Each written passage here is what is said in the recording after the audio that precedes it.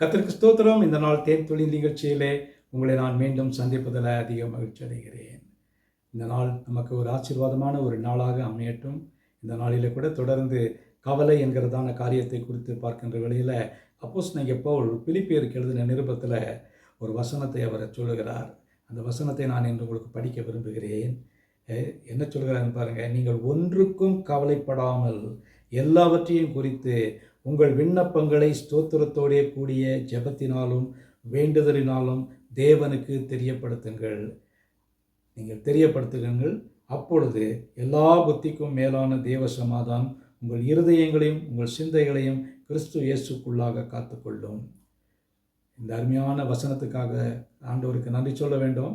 இந்த வேளையில் அழகாக நீங்கள் ஒன்றுக்கும் கவலைப்படாமல், ஒன்றுக்கும் என்ன சொன்னால் எந்த ஒரு காரியத்துக்கும் எதுவாக இருந்தாலும் நம்ம மனதில் எந்தெல்லாம் நெகட்டிவாக நினச்சிக்கிட்டு இருக்கிறோமோ அந்த நெகட்டிவான காரியங்களுக்கெல்லாம் நம்ம கவலைப்படாதபடிக்கு ஆண்டவரை நோக்கி, ஆண்டவரே நீர் இதை செய்யும் என்று நாம் அவருடைய கரத்தில் கொடுக்கின்ற வேளையில் அவர் நமக்கு சொல்லுகிறதான காரியம் எல்லா புத்திக்கும் மேலான தேவ சமாதானத்தை கொடுப்பார். ஒரு மனிதனுக்கு தேவ சமாதானம் கிடைக்கும் என்று சொன்னால் அவன் கவலைப்பட மாட்டான். அவனுக்குள்ளாக ஒரு பெரிய மன ரம்யம் இருக்கும், ஒரு மன சமாதானம் இருக்கும், மன சந்தோஷம் இருக்கும், கவலை பறந்து போய்விடும்.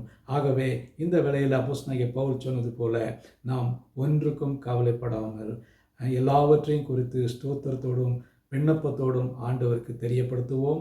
அப்பொழுது அவர் நமக்கு தேவையான இந்த கவலையை எடுத்து போட்டு தேவ சமாதானத்தை கொடுப்பார். ஜெபிப்போமா? நல்ல ஆண்டவரே, நன்றியோடு துதிக்கிறோம், ஸ்தோத்திரிக்கிறோம். இந்த வேளையில் கூட விசேஷமாக கவலையை குறித்து நாங்கள் பார்க்கின்ற வேளையில் ஒன்றுக்கும் கவலைப்படாமல் இருக்க நீர் ஆலோசனை கொடுத்திருக்கிறீரே. பரிசுத்த ஆவியானவரே, உமக்கு நன்றி.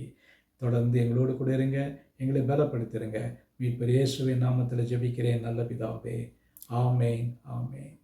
கர்த்தர் உங்களை ஆசீர்வதிப்பாராக. இந்த நாள் உங்களுக்கு ஒரு ஆசீர்வாதமான ஒரு நாளாக அமையட்டும்.